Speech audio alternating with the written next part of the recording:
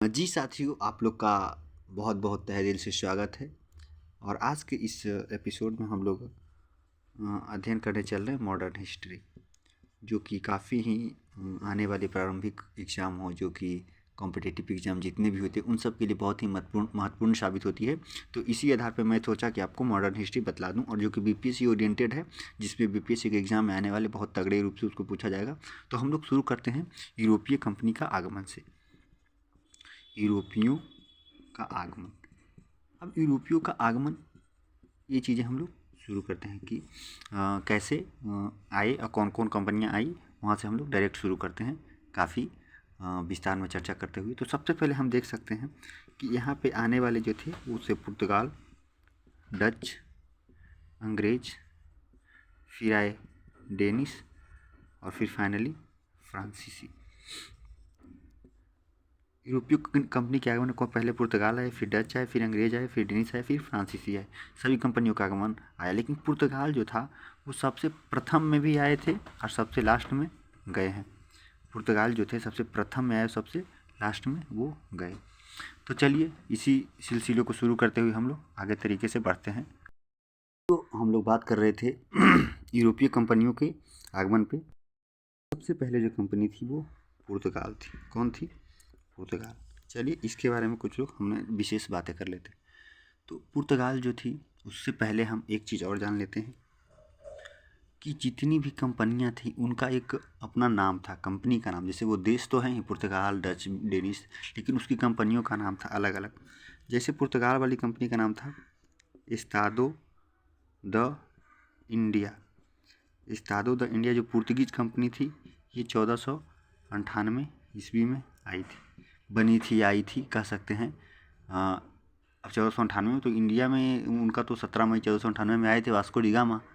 तो इसका आने का ही क्रम स्थापना वर्ष है। सॉरी भाई, ये स्थापना वर्ष है, स्थापना वर्ष है। और ये कंपनी यूरोपीय कंपनी है, यूरोपीय कंपनी है। एस्तादो द इंडिया पुर्तगीज वाले हैं, पुर्तगाल वाले भैया। फिर है ब्रिटिश ईस्ट इंडिया कंपनी। कौन है? ब्रिटिश ईस्ट इंडिया कंपनी, जो कि 1599 ईस्वी में आई थी। फिर है वेरिंगदे ओस्टे इंडसे कंपनी। ये है जो है डच कंपनी है। ये तो ब्रिटिश वाला आप लोग जानते हैं, ब्रिटिश ईस्ट इंडिया कंपनी को, ब्रिटिश है। और ये डच वाले हैं जो आए थे 1602 में, उसका स्थापना हुआ था। सॉरी। फिर डेंस ईस्ट इंडिया कंपनी है, डेंस ईस्ट इंडिया कंपनी, ये तो डेनमार्क वाले, 1616। फिर कंपनी डेस इंडसे ओरिएंटल्स, ये फ्रांस की कंपनी है, जो कि आई थी 1664 ईस्वी में, उसकी स्थापना हुई थी। सॉरी। तो पुर्तगाली वाले का नाम था एस्तादो द इंडिया 1498 ईस्वी। ब्रिटिश ईस्ट इंडिया कंपनी का नाम था 1599 ईस्वी में। बेरिंगदे ओस्टे इंडिसे कंपनी डच वाली है 1602 ईस्वी में। Danes east India company Dane की है, डेनमार्क वाली है 1616 ईस्वी में।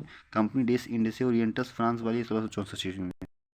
कंपनियों के नाम, उसके स्थापना वर्ष। अब हम लोग शुरू करते हैं अपना पुर्तगाली कंपनी के बारे में विशेषकर। तो जो पुर्तगाली कंपनी थी, इसमें भारत आने वाले प्रथम व्यापारी जो थे पुर्तगाली थे। ये तो पता है, भारत आने वाले प्रथम जो व्यापारी थे वो कौन थे? पुर्तगाली थे। ठीक। इन्होंने क्या किया था? मसाला व्यापार को ध्यान में रखते हुए, मसाला व्यापार को रखते हुए इन्होंने भारत में प्रवेश किया था। ठीक है। और इन्होंने विभिन्न स्थानों पर अपनी फैक्ट्री कह सकते हैं, कारखाने, बस्ती, व्यापारिक कंपनियां आदि स्थापित की। पुर्तगाली कंपनी जो थी, मसाला व्यापार के उद्देश्य से भारत में आए थे और विभिन्न स्थानों पर फैक्ट्री, कारखाने, बस्ती, व्यापारिक वस्तुओं की व्यापारिक जो केंद्र है उसको स्थापित किया था। ठीक।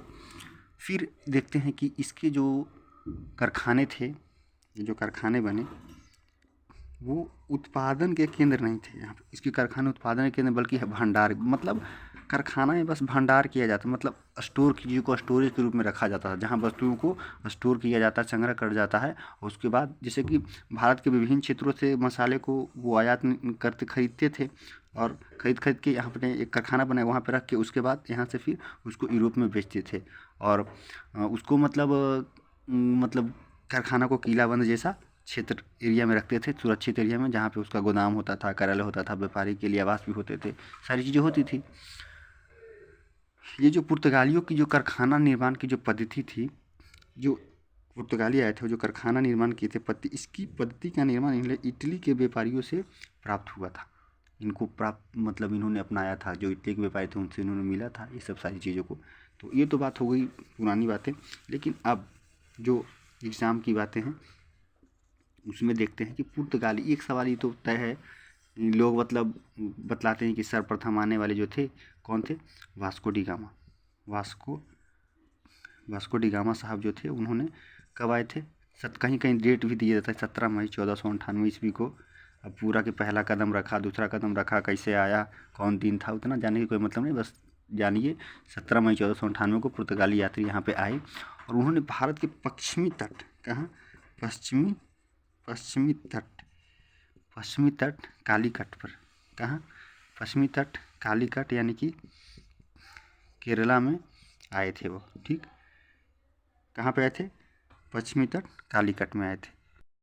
पर उनको एक शासक था, उसका टाइटल था जमोरिन, नाम नहीं था, उसका टाइटल था जमोरिन था। उसका स्वागत बहुत भरपूर किया था और वहाँ के जो अरबी व्यापारी थे उनका विरोध किए थे, किसका, जमोरिन का। इस विरोध का कारण क्या था, इन्होंने विरोध किया था, इसका कारण आर्थिक था। आर्थिक देखो, अब जैसे कि व्यापारी कंपनियां आ रही हैं यूरोप वाली, अब पहले से अरबी कंपनियां हैं, तो इसकी प्रतिस्पर्धा के रूप में कौन तैयार हो जाएंगे, जमोरिन, मतलब पुर्तगाली हो गए, तो इसको विरोध कर रहे थे, समझ आए। अब जो देखिए हम लोग जानते हैं, बता रहे हैं वास्को डी गामा भैया जो थे, वास्को डी गामा जी, भैया जो भी बोलना है बोल लीजिए, Vasco da Gama sir. Vasco da Gama ji Gujarat में पहुँचे, सॉरी कालीकट में, लेकिन यहाँ पे गुजरात के एक व्यापारी थे जिसका नाम था अब्दुल मजीद, क्या, अब्दुल मजीद नामक एक व्यक्ति था। उन्होंने इनको क्या किया, सहयोग दिया था। क्या दिया था, सहयोग दिया। आने का रास्ता व्यापार में, मतलब थोड़ा सा वो रास्ता दिख रहा था, जैसे नहीं जाते तो बोलते कि भैया आप हमें, हाँ ये गाँव में पहुँचेगा, तो कि हाँ भैया जाने एकदम लगले हवा, सीधे पहुँच जाएंगे, ऐसे मतलब उनको बतलाए होंगे। फिर वास्को डी गामा जी उन्होंने यहाँ से मसाला जो लिया, ये तो आप सब लोग जानते हैं कि मसाला को वहाँ पे यूरोप में बेचा, तो इनको 60 गुना क्या हुआ था, फ़ायदा हुआ था, बेनिफिट हुआ था जब इसको बेचे थे। तो कहाँ बेचे थे, यूरोप के बाज़ार में बेचे थे। फिर दूसरी जो, तो हम लोग पुर्तगाली कंपनियों के बारे में पढ़े थे, तो उसमें जो दूसरा व्यापारी आने वाले थे 1500 ईस्वी में, दूसरा क्या नाम, उनका नाम था पेट्रो अल्वेज कैब्राल, जो कि 1500 ईस्वी में आए थे, दूसरा पुर्तगाली व्यापारी। इनके बारे में हम लोग समझ गए। फिर 1502 ईस्वी में Vasco da gamma Poona Bharat आए, ठीक, पूना भारत आए थे। लेकिन भारत में अगर बात करें, प्रथम पुर्तगाली फैक्ट्री 1503 ईस्वी में कोचीन में शुरू की, मतलब स्थापित की गई, वहाँ पे बनी थी। और दूसरी फैक्ट्री 1505 ईस्वी में कन्नौर में, ध्यान दीजिएगा, भारत में प्रथम स्थापित पुर्तगाली कंपनी 1503 ईस्वी में कोचीन में और 1505 में कन्नौर में थी। समझ में आ गया ये सारी बातें। अब देखते हैं हम कि वहाँ से आने वाले जो उनके वाइसराय थे या गवर्नर कह सकते हैं, उनके बारे में हम लोग जानते हैं। तो सबसे पहले जिनका नाम आता है फ्रांसिस्को डी अल्मेडा।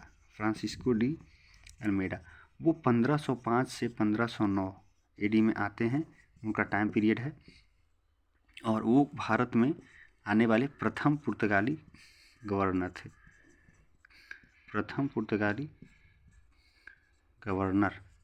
ठीक जी। इन्होंने ब्लू वाटर पॉलिसी अपनाई थी।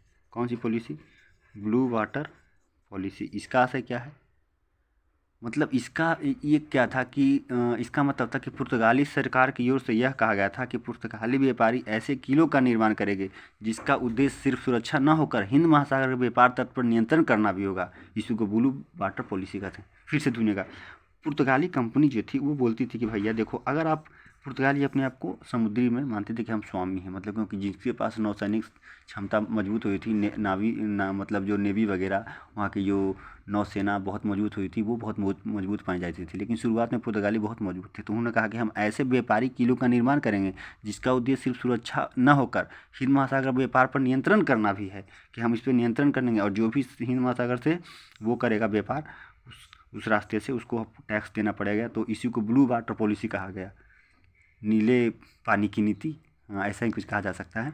इनका उद्देश्य बस ऐसा सुरक्षा न होकर के हिंद महासागर व्यापार तट पर नियंत्रण भी करना था। ये ब्लू वाटर पॉलिसी लाए थे कौन? फ्रांसिस्को डी अल्मीडा साहब ने। फिर दूसरा जो थे उनका नाम था अल्फांसो, चाहे थे अल्फांसो डी अल्बुकर्क। उन्होंने 1505 से 1509 ईस्वी तक उनका टाइम पीरियड है, 1505 से 1509 ईस्वी तक। देखिए 1505 से 1509 में आए, लेकिन ये पुर्तगाली गवर्नर के रूप में भारत आए थे। कब? 1509 ईस्वी में पुर्तगाली गवर्नर के रूप में ये भारत आए थे। और इन्होंने कहा था कि पुर्तगाली जो हैं, पुर्तगाली पुरुष भारतीय महिला, बतला रहा था कि अल्फांसो डी अल्बुकर्क थे, उन्होंने बोला कि भारतीय स्त्री से शादी करो। किसको? पुर्तगाली पुरुष को। क्यों? उनका रीज़न था कि भारत में पुर्तगाली वस्तुओं की स्थापना को मजबूत आधार मिल सके। अगर वो शादी करेंगे तो वहाँ अधिक मात्रा में पुर्तगाली होंगे, तो इससे आधार मिलेगा मजबूती को स्थापना के लिए यहाँ पे पुर्तगाली वस्तु को। और इनको मतलब जो वास्तविक संस्थापक माना जा सकता है, अल्बुकर्क को भारत में पुर्तगाली शक्ति का वास्तविक संस्थापक माना जाता है। अल्बुकर्क जो थे कोचीन में अपना हेडक्वार्टर बनाए थे और 1510 में बीजापुर के शासक यूसुफ आदिल शाह से को पराजित कर गोवा अपने नियंत्रण में कर लिया था। कौन? ये थे अल्फांसो डी अल्बुकर्क, 1509 से 1515 ईस्वी। ठीक है, अगले बार इसके जो भी आए थे उसके बारे में देखते हैं। किन्हा जो 1529 से 1538 ईस्वी में आए थे। अब जो नीनो डी कुन्हा जो थे वो क्या थे कि गोवा को पुर्तगाली की राजधानी बनाए। कब? गोवा को पुर्तगालियों की राजधानी 1530 ईस्वी में उन्होंने बनाया। ठीक, और इन्होंने नीनो डी कुन्हा जो थे, इन्होंने हुगली और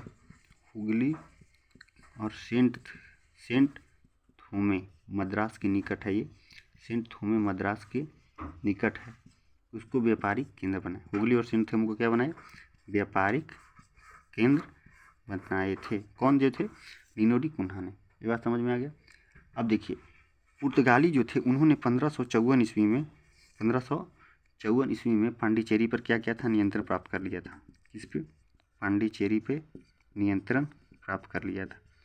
पुर्तगालियों ने 1554 ईस्वी में पांडिचेरी पे नियंत्रण प्राप्त कर लिया था, क्योंकि पांडिचेरी पर नियंत्रण करने वाली पहली यूरोपीय शक्ति पुर्तगाली ही थे। एक सवाल आ सकता है कि पुर्तगाली जो थे पांडिचेरी पर नियंत्रण करने वाले पहले जो शासक, पहले व्यापारी कंपनी कौन थी? तो वो थी यूरोपीय शक्ति पुर्तगाली ही थी। ठीक, 1961 ईस्वी में ब्रिटिश राजकुमार थे। कौन थे? ब्रिटिश राजकुमार, जिनका नाम था चार्ल्स द्वितीय। 1661 ईस्वी में ब्रिटिश राजकुमार चार्ल्स द्वितीय के साथ पुर्तगीज की जो कैथरीन थी, उसका नाम था, पुर्तगीज की कैथरीन का विवाह, उसका नाम था राजकुमारी कैथरीन, ऐसे कहते थे। पुर्तगीज की बिंग राजा कुछ करके नाम था यार, मैं भूल रहा हूँ, मैं बता रहा हूँ फिर से। इनका नाम था राजकुमारी कैथरीन, पुर्तगीज की थी राजकुमारी कैथरीन। राजकुमार थे चार्ल्स द्वितीय, उनका विवाह हुआ दोनों के साथ, ब्रिटिश और पुर्तगाली के साथ। ठीक, तो इसी क्रम में पुर्तगालियों ने ब्रिटिश कुमार राज जो इनका चार्ल्स द्वितीय हैं उनको बॉम्बे उपहार में दे दिया था। पर ब्रिटिश में तो इनको मिला, कहाँ से मिला? पुर्तगालियों से मिला। लेकिन इन्होंने, ब्रिटिश राजकुमार ने 1668 में बॉम्बे ब्रिटिश को कितने में? 1668 में बॉम्बे जो है वो ब्रिटिश को इस पे किराए पे दे दिया। ब्रिटिश जो कंपनी थी उसको किराए पे दे दिया। कौन? ये बॉम्बे के जो चार्ल्स द्वितीय थे उन्होंने। इतना बात समझ में आ गया। तो अब सवाल आएगा कि जो ब्रिटिश कंपनी को बॉम्बे किससे प्राप्त हुआ? पुर्तगीज ऑप्शन में रहेगा और फिर से ब्रिटिश कंपनी को बॉम्बे कहाँ से प्राप्त हुआ? ब्रिटिश कंपनी को बॉम्बे कहाँ से प्राप्त हुआ? इसमें बताएंगे कि जो ब्रिटिश राजकुमार वो खुद थे। कौन थे? अंग्रेज एक प्रकार के वो भी थे, एक तरह से ब्रिटिश राजकुमार थे क्या चार्ल्स द्वितीय। तो ब्रिटिश कंपनी को अंग्रेजों से ही मिल गया उसको क्या? बॉम्बे। ये बात। अब देखते हैं कि प्रमुख जो उनका पुर्तगाली केंद्र था, प्रमुख पुर्तगाली केंद्र देख सकते हैं गोवा था, दमन था, दीव था, सेंट थोमे, गोवा, दमन, दीव, सेंट थोमे, हुगली आदि सब क्या है इनके व्यापारिक केंद्र है। और देखिए भारत में पुर्तगालियों का योगदान यह रहा कि इन्होंने 1556 ईस्वी में क्या किया था,